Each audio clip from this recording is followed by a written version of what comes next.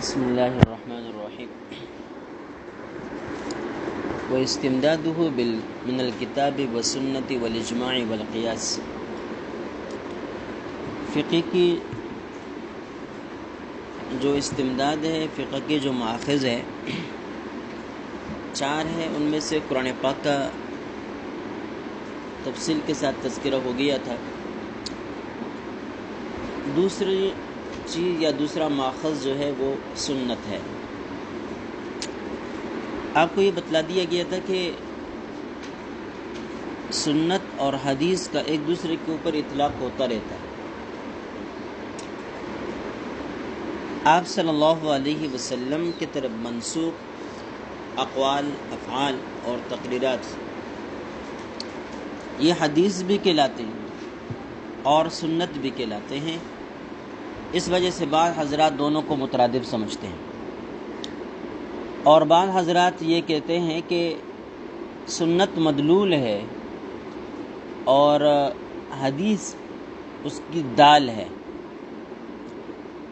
یعنی حدیث سے جو چیز ثابت ہوتی ہے وہ سنت ہے۔ احادیث میں ہر چیز کا ذکر ہونا یا اس کے مسنون ہونے کی علامت نہیں ہوتی۔ آپ صلی اللہ علیہ وسلم نے کوئی کام کر دیا، اب وہ مسنون بھی ہے کہ نہیں ہے، تو اس کا مسنون ہونا الگ مسئلہ ہے اور احادیث مبارکہ میں اس کا ذکر ہونا الگ مسئلہ ہے۔ اس وجہ سے سنت اور حدیث کے درمیان دال و مدلول کا فرق ہے۔ بعض حضرات یہ کہتے ہیں کہ نبی پاک صلی اللہ علیہ وسلم کے جو اقوال ہے وہ احادیث ہے، آپ صلی اللہ علیہ وسلم کے جو افعال ہے وہ سنت ہے۔ تو ان دونوں میں قول اور فعل کے اعتبار سے پھر فرق ہے، لیکن عمومی طور پر دونوں کا ایک دوسرے کے اوپر استعمال ہوتا رہتا ہے، لہذا حدیث بول کر سنت اور سنت بول کر حدیث بنا لینی چاہیے۔ سنت کو سنت کیوں کہتے ہیں؟ سنت کا لغوی معنی ہے طور طریقہ اور عادت، جیسے کہ من سن سنتاً حسنتاً فلہ، کہ جو کسی نیک عمل کی بنیاد رکھتا ہے تو اس کو اس نیک عمل کی بنیاد رکھنے کا بھی ثواب ملتا ہے، اور پھر جو لوگ اس کے اوپر عمل کر رہے ہوتے ہیں وہ ان لوگوں کے عمل کے ثواب کے اندر بھی اس کا حصہ ہوتا ہے۔ من سن سنتاً حسنتاً فلہ اجرھا واجر من عمل بھا، جو بھی اس کے اوپر عمل کرتا ہے ان لوگوں کے اعمال کے اندر بھی اس کا حصہ ہوتا ہے۔ لغوی اعتبار سے تو اس کا اطلاق ہر اچھے برے طریقے دونوں پر ہوتا ہے، جیسے کہ اسی روایت کے اندر اگلا جملہ ہے ومن سن فی الاسلام سنتاً سیئۃ فلہ وزرھا ووزر من عمل بھا، جو بری عادت ایجاد کرتا ہے، برا راستہ ایجاد کرتا ہے، بری چیز لوگوں کو دیتا ہے اور اس کو ایجاد کرتا ہے، تو خود اس کو بھی اس کے ایجاد کرنے کا، بنانے کا بھی گناہ ملتا ہے، اور جو لوگ پھر جب اس پر چلتے ہیں اور وہ کام کرتے ہیں تو ان کے گناہوں میں بھی اس کا حصہ ہوتا ہے۔ بہرحال لغوی معنی کے اعتبار سے سنت کا اطلاق اچھے اور برے طریقے اور عادت دونوں پر ہوتا ہے۔ اصطلاح میں عمومی طور پر جب استعمال ہوتا ہے تو اس سے اچھا طریقہ اور نیک طریقہ مراد ہوتا ہے۔ اصطلاح میں نبی پاک صلی اللہ علیہ وسلم کے اقوال، افعال اور تقریرات کو اس طرح صحابہ کرام کے اقوال، افعال اور تقریرات کو سنت سے تعبیر کیا جاتا ہے۔ دوسرا لفظ ہے حدیث۔ حدیث کا لغوی معنی ہوتا ہے نو پیدا، نئی چیز، اور یہ قدیم کی ضد ہے۔ تو چونکہ قرآن پاک وہ قدیم ہے، اس کے مد مقابل جو احادیث مبارکہ ہے وہ حادث ہے، اس وجہ سے ان کو حدیث کہا جاتا ہے۔ بعض حضرات کہتے ہیں کہ حدیث کو حدیث اس لیے کہتے ہیں کہ یہ فحدث کا بیان ہے۔ اللہ تعالیٰ نے نبی پاک صلی اللہ علیہ وسلم کو یہ حکم دیا تھا کہ وَأَمَّا بِنِعْمَةِ رَبِّكَ فَحَدِّثْ، جو نعمتیں اللہ نے آپ پر کی ہے وہ معنوی ہے یا مادی ہے، ظاہری ہے، علم کی صورت میں ہے، احکام کی صورت میں ہے، کسی بھی صورت میں ہے، آپ ان کو بیان کریں۔ تو اس حدث امر کے جواب میں، نتیجے میں آپ صلی اللہ علیہ وسلم نے جو کچھ بیان کیا وہ حدیث قرار پایا۔ وہ کیا قرار پایا؟ حدیث قرار پایا۔ اس بنا پر اس کو حدیث کہتے ہیں۔ کیا کہتے ہیں؟ حدیث کہتے ہیں۔ اس دور کے اندر حدیث کے بارے میں ہمیں جاننا انتہائی لازمی اور ضروری ہے۔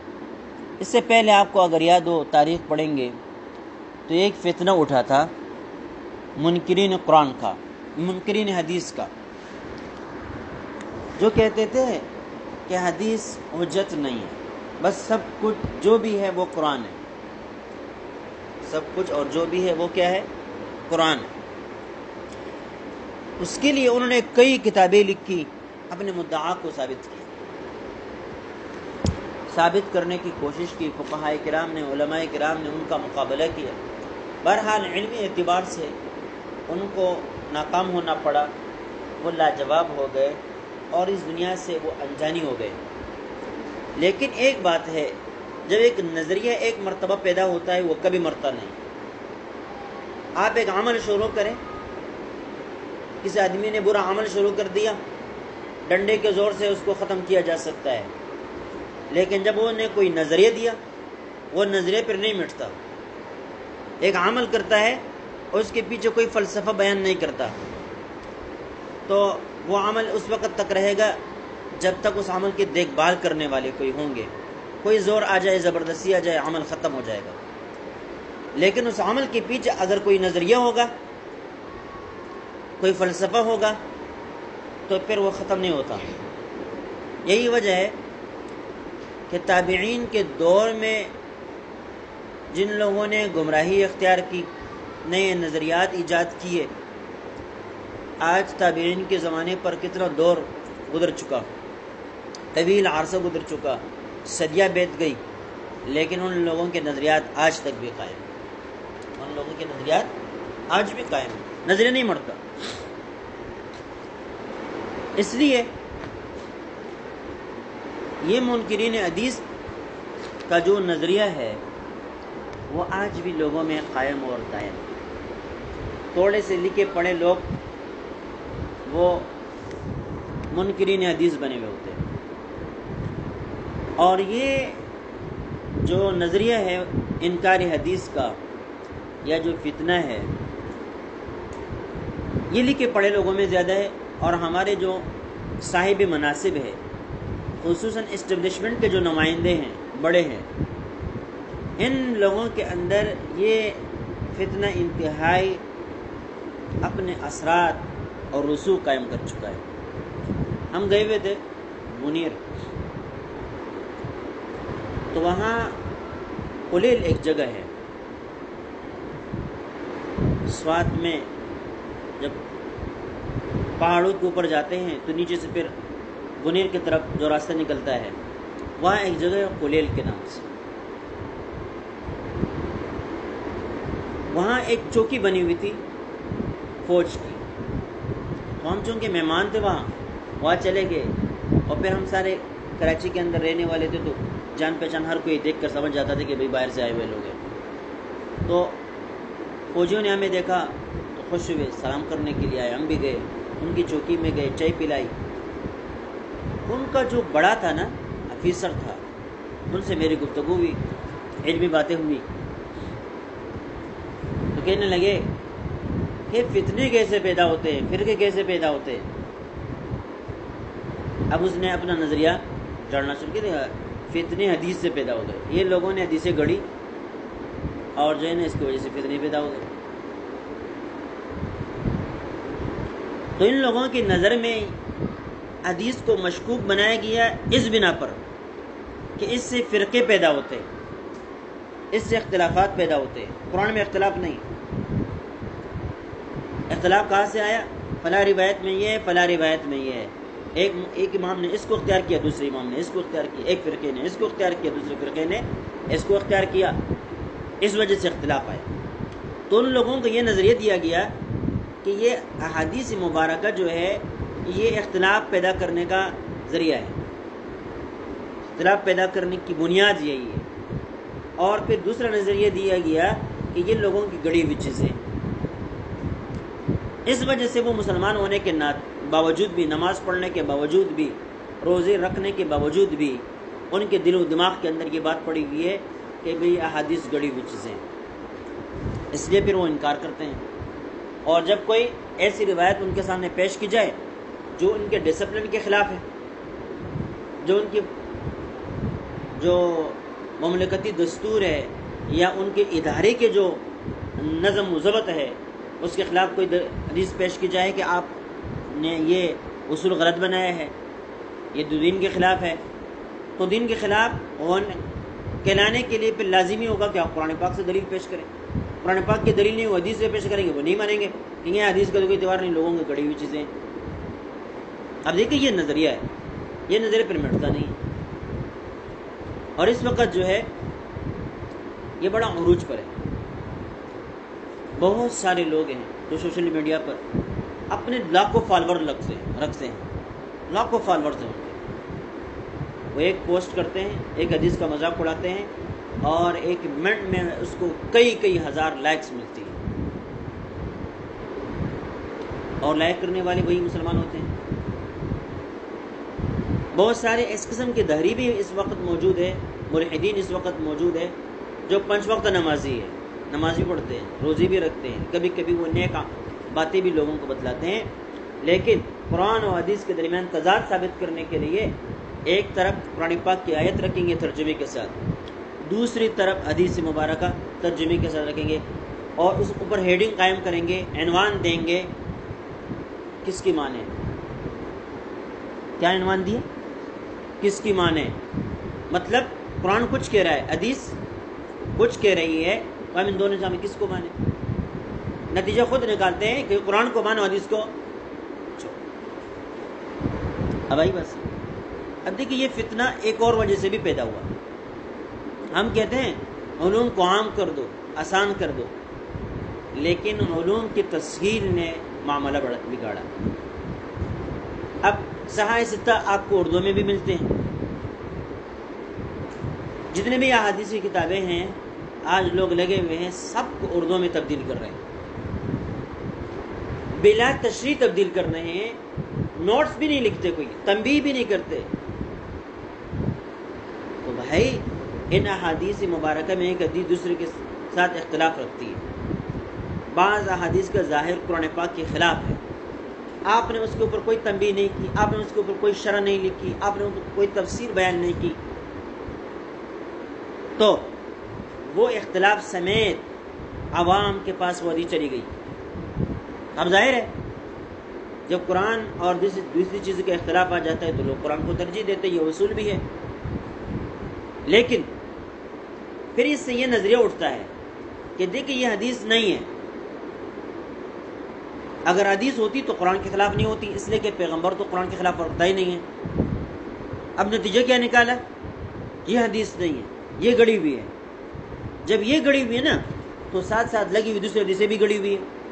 جیسے کل میں نے آپ کو بتلایا تھا کہ ایک کلیہ سے آپ ایک جزیہ کو غلط ثابت کریں نا تو پورا کلیہ کیا ہو جاتا ہے؟ مشکوک ہو جاتا ہے۔ اب آپ نے اس حدیث کو، ان لوگوں نے اس حدیث کو گڑی ہوئی مان لیا، تو پھر کہتے ہیں بھائی اس کا کیا وہ ہے فروپ ہے کہ وہ گڑی ہوئی نہ ہو، وہ بھی گڑی ہوئی ہوگی۔ بھائی کیسے؟ بھائی آپ نے اس کو ثابت کر دیا نا کہ یہ گڑی ہوئی ہے، آپ بھی تسلیم کر رہے ہیں نا کہ یہ گڑی ہوئی ہے، وہ بھی تو ہو سکتی ہے کہ گڑی ہوئی ہو۔ پھر آپ دوسرے کے، تیسرے کے، چوتھے کے بارے میں کہتے جاتے ہیں، اور پھر آخر نتیجہ یہ نکلتا ہے کہ وہ کہتے ہیں کہ سارے کے سارے گڑی ہوئی چیزیں ہیں۔ اگر یہ چیزیں نہ ہوتی تو قوم متفق ہوتی، متحد ہوتی، ایک قرآن ہوتا، ایک پیغمبر ہوتا، ایک کتاب ہوتی، ایک عقیدہ ہوتا، سارے ایک توحید پر قائم ہوتے۔ اختلاف کہاں سے پیدا ہوئے؟ کہتے ہیں حدیث سے پیدا۔ تو اس وقت اس چیز کو سمجھنے کی انتہائی ضرورت ہے۔ اصطلاحی اعتبار سے نبی پاک صلی اللہ علیہ وسلم کے اقوال، افعال اور تقریرات پر حدیث کا بھی اطلاق ہوتا ہے، چونکہ سنت کو اور حدیث کو مترادف سمجھا جاتا ہے، لہذا سنت کا بھی اطلاق ہوتا ہے۔ یہاں حدیث سے مراد کیا، یہاں سنت بول کے مراد اس سے حدیث ہے، سنت نہیں ہے، کیونکہ حدیث سے جو ثابت ہوگا وہ سنت ہوگا۔ ٹھیک ہے،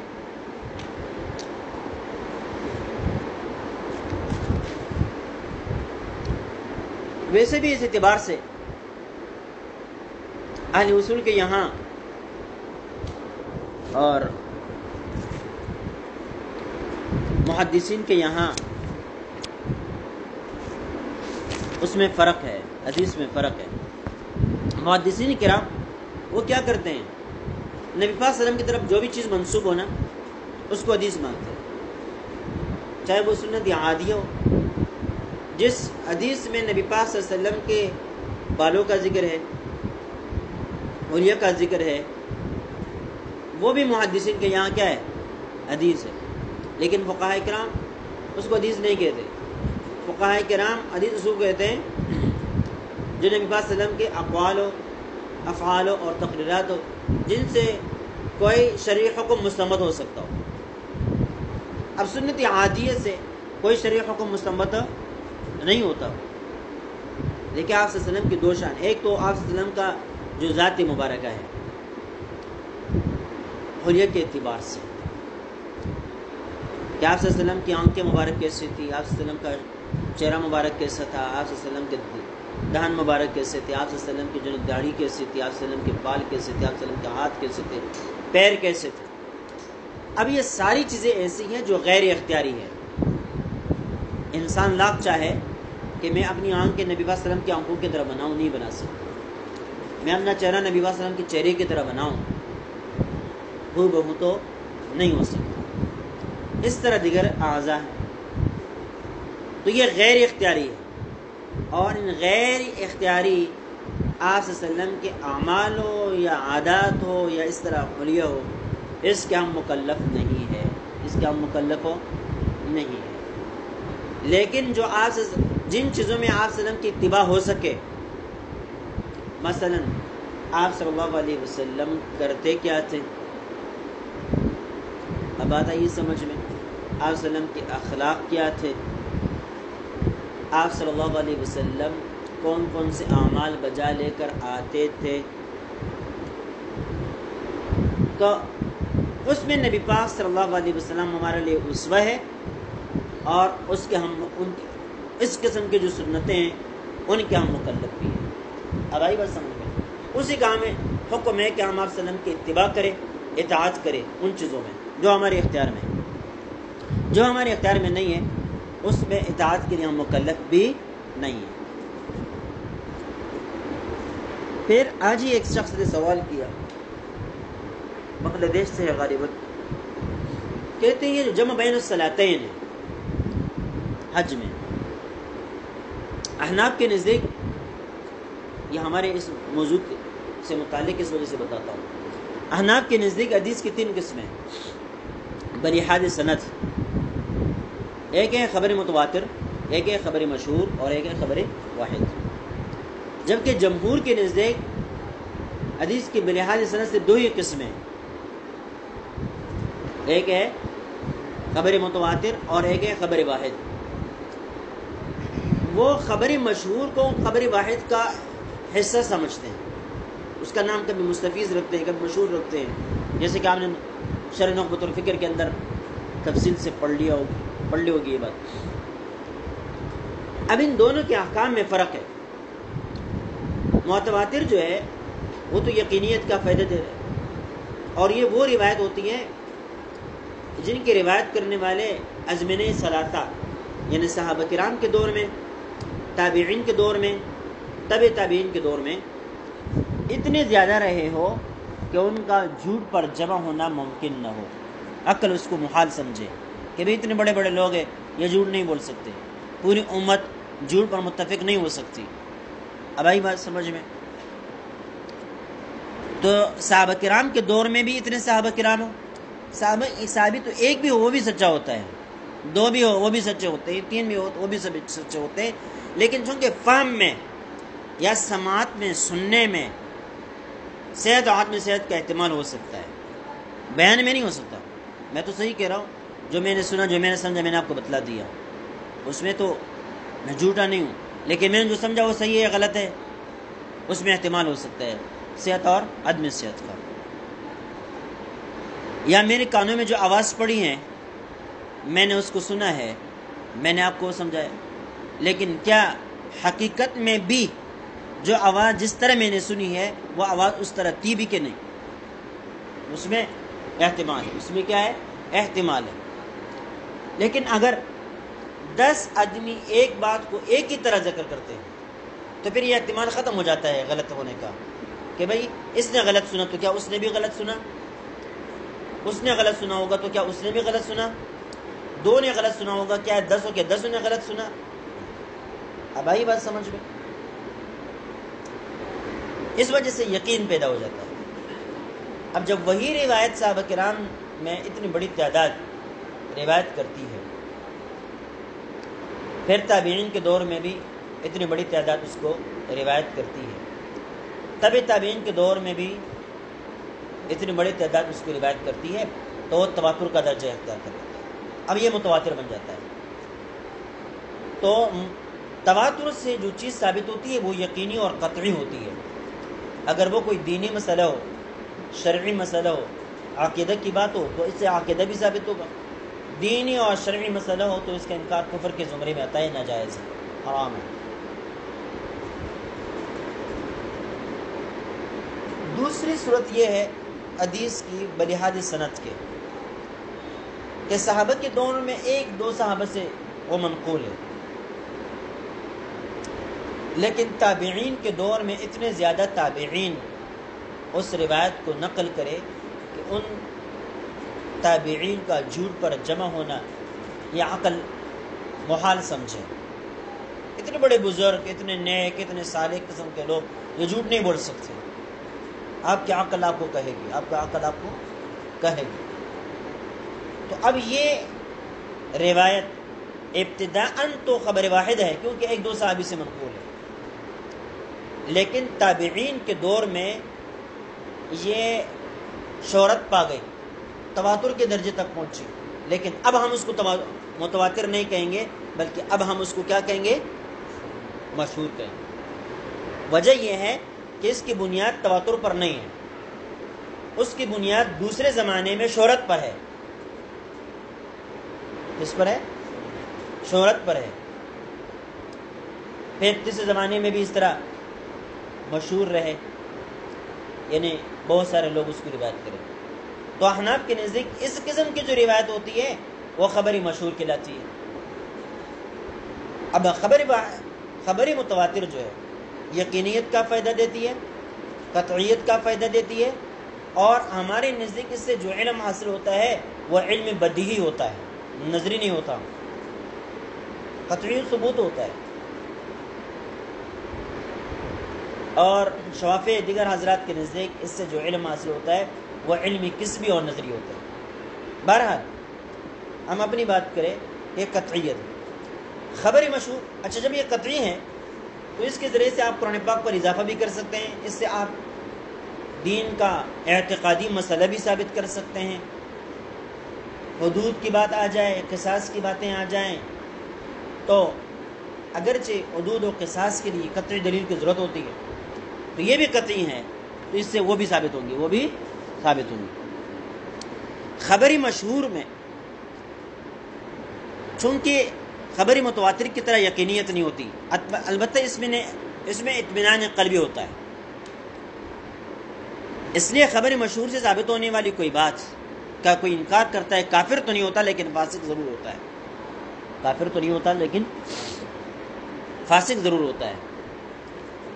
اس سے عقیدہ کو ثابت نہیں کیا جا سکتا، البتہ وجوب کے درجے کی چیز سے ثابت کی جا سکتی ہے. اور ساتھ ساتھ قرآن پاک کہ کوئی مجمل آیت ہو اس مجمل آیت کی تفسیر بھی اس سے ہو سکتی ہے. مطلق آیت ہو اس مطلق حکم کی تخصیص بھی اس کے ذریعے سے ہو سکتی ہے. خاص حکم ہو اس کے اندر تعمیر بھی خبر مشہور کے ذریعے سے ہو سکتی ہے. تو اب اس آدمی نے سوال کیا کہ قرآن پاک میں نمازوں کے لیے جو اوقات مقرر ہیں 5 اوقات ہے، ہر ایک وقت الگ الگ نماز کے لیے سبب ہے، تو حج میں یہ جو آپ جمع صلاتین کرتے ہیں، جمع بین الصلاتین کرتے ہیں، تو یہ کہاں ثابت ہے؟ اس لیے کہ اگر آپ حدیث سے اس کو ثابت کرتے ہیں تو یہ تو قرآن پر زیادتی ہے یا تخصیص ہے، اور احناف کے نزدیک تخصیص کس سے ہو سکتی ہے؟ متواتر سے ہو سکتی ہے، تو متواتر روایت ہے ہی نہیں۔ تو جواب یہ ہے کہ احناف کے نزدیک صرف متواتر سے نہیں بلکہ خبر مشہور کے ذریعے سے بھی تخصیص ہو سکتی ہے، بات آئیے سمجھ میں، اور اضافہ بھی ہو سکتا ہے۔ تو یہ جو روایت ہے یہ خبر مشہور ہے، یہ روایت کیا ہے؟ خبر مشہور ہے۔ اس لیے جمع بین الصلاتین حج کے موقع پر یہ احناف کے نزدیک بھی ثابت ہے، باقی کسی دوسرے موقع پر ثابت نہیں ہے۔ کل بھی ہم ایک مجلس کے اندر گئے ہوئے تھے تو ایک سوال کسی نے یہی کیا تھا کہ قرآن پاک میں نمازوں کے صرف 3 اوقات کا ذکر ہے، روافظ کیا کرتے ہیں 5 نمازیں پڑھتے ہیں 3 اوقات کے اندر پڑھتے ہیں، کیونکہ اوقات 3 ہیں۔ اوقات کیا ہے؟ 3 ہے جو قرآن پاک میں ذکر ہے۔ کہتے ہیں کہ باقی نمازوں کے لیے 2 نمازوں کے لیے جو آپ نے الگ وقت ذکر کیا ہے، تسلیم کیا ہے، اور 5 وقت نماز پڑھتے ہو الگ الگ اوقات کے اندر، اس کا ثبوت کہاں سے؟ اب آئی بات سمجھ؟ تو بھائی بات یہ ہے کہ قرآن پاک نے نماز کی تفصیلات صریح سے بیان کی نہیں ہے۔ اگر قرآن پاک پر بات چھوڑ دی جائیں تو آپ تکبیر تحریمہ ثابت کر کے دکھائیں،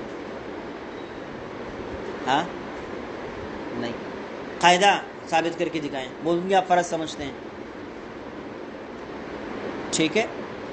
اس طرح رکوع و سجدہ کے درمیان، قیام رکوع و سجدہ کے درمیان جو ترتیب ہے، ترتیب ثابت کر کے دکھائیں، کچھ بھی نہیں۔ جیسا کل میں نے آپ کو بتلا دیا تھا شاید کہ قرآن پاک نے احکام دیے ہیں اصولی اعتبار سے، اور پھر اس کی تشریح پیغمبر کی ذمہ لگاتی ہے۔ کس کی ذمہ لگائی ہے؟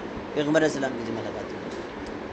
تو یہاں بھی اقیم الصلاۃ مطلق ہے، نفس اوقات کا تعین قرآن پاک نے اس کا نظریہ دیا ہے کہ نماز کے لیے کوئی وقت ہو، بس ہو، کوئی وقت ہو، ایک نظریہ دیا ہے۔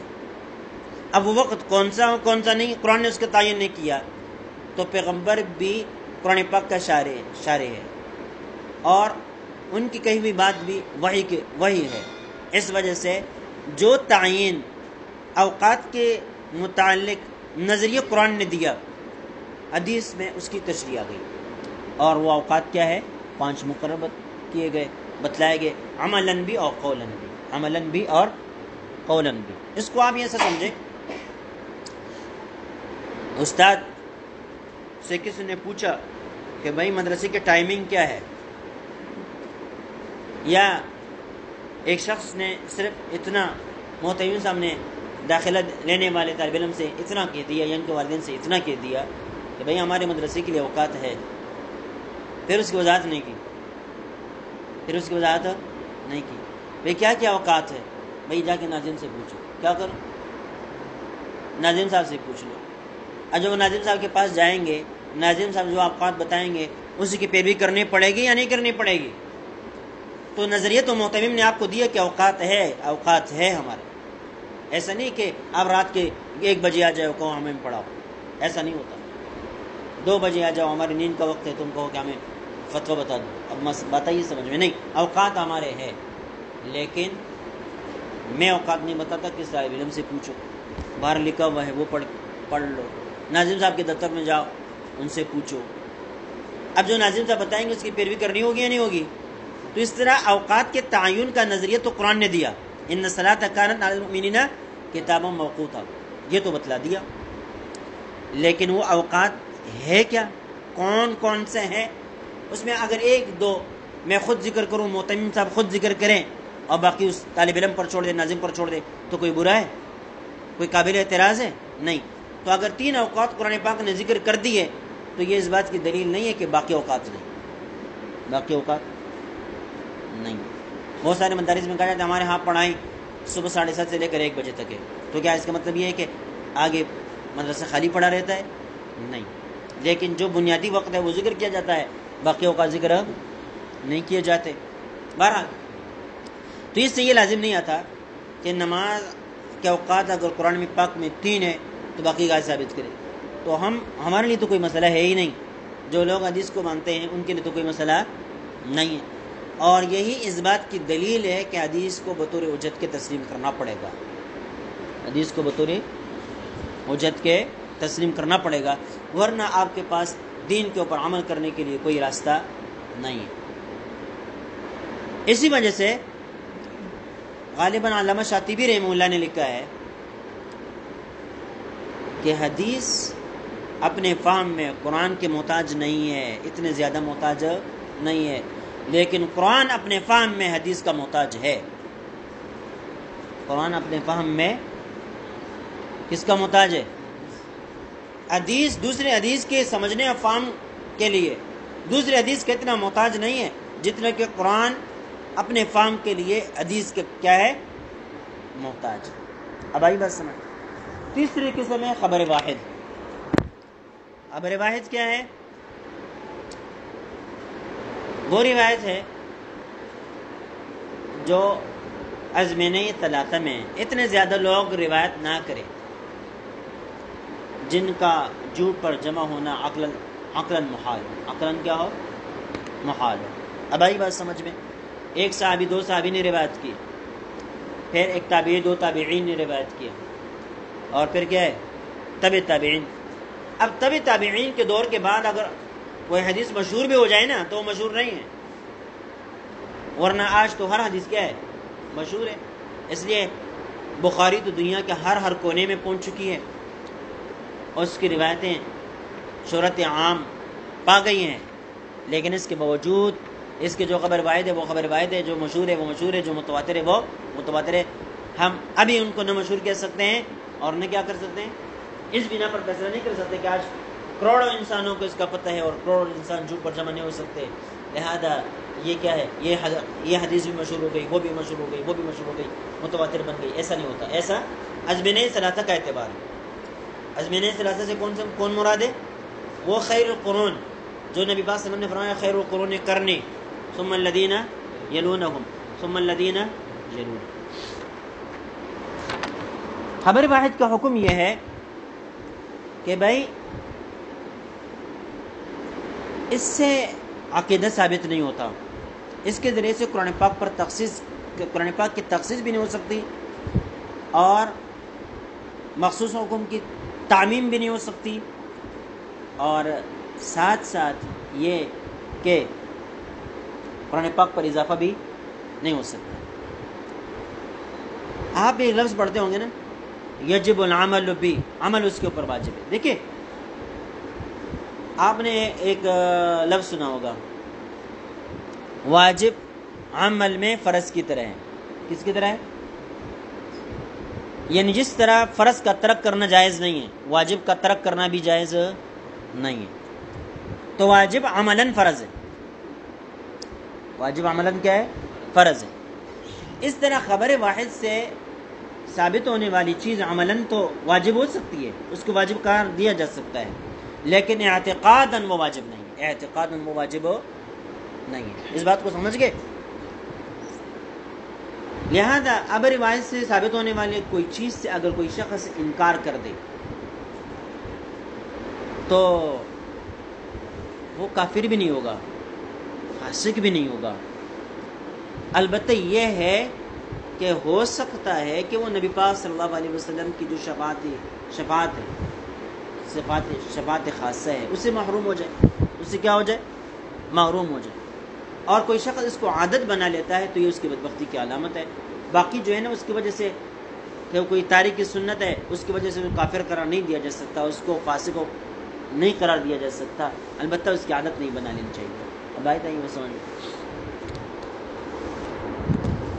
پھر یہ جو کہا جاتا ہے کہ بھائی ٹھیک ہے، آپ نے ایک نظریے کے طور پر یہ کہہ دیا کہ حدیث کی 3 قسمیں ہیں، خبر متواتر ہے، خبر مشہور ہے اور خبر واحد ہے۔ ذخیرہ احادیث میں بہت بڑی تعداد جو ہے وہ خبر واحد کی ہے، اور متواتر روایتوں کی اور اس طرح مشہور روایتوں کی تعداد کافی کم ہے۔ بعض حضرات نے تو خبر متواتر کی وجود کا انکار کر دیا، بعض حضرات نے کیا کیا، خبر متواتر کی وجود کا انکار کر دیا۔ وہ کہتے ہیں کہ تواتر ہے ہی نہیں، متواتر کوئی روایت ہے ہی نہیں، لیکن بالکل انکار کرنا غلط ہے۔ کئی چیزیں ہیں جو تواتر سے ثابت ہیں۔ قرآن پاک کی نقل قرآن پاک یہ تواتر سے ثابت ہے۔ کل میں نے آپ کو بتلایا تھا کہ قرآن پاک کا حجت ہونا اور کتاب الہی ہونا، حجت ہونا تو جب اس کے کتاب الہی نے ہونا ثابت ہو جائے تو پھر تو حجت ہی ہے، لیکن یہ کتاب الہی ہے، یہ کہاں سے ثابت ہے؟ یہ کہاں سے ثابت ہے؟ بہت سارے لوگ ہیں، وہ کچھ دن پہلے میں وزیرستان کے ایک آدمی کی ویڈیو دیکھ رہا تھا، وہ کہتے ہیں مجھ پر بھی کیا ہے، اللہ کی طرف سے علامات ہوتے رہتے ہیں۔ اب بھائی بات سمجھ، کہتے ہیں خلافت قائم کرو، میں وقت کا خلیفہ ہوں، اللہ نے مجھے خلیفہ بنا دیا۔ اللہ نے کیا کیا؟ مجھے خلیفہ بنا دیا۔ کل بھی ہم مجلس میں گئے ہوئے تھے، ایک آدمی ملے، وہ اپنے آپ کو صاحب کشف والکرامات کہلاتے تھے۔ کیا کہلاتے تھے؟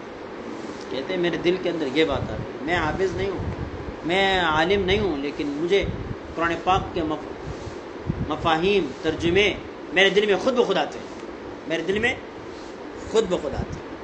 اب آئی بات سمجھ، یہ تو سرتاج نے پھر ہمارا کیا ہے وہ سے جان چھوڑا دیا، ورنہ کہ واقعے پر واقعہ سنانے لگ گیا تھا، واقعے پر واقعہ سنانے لگ گیا۔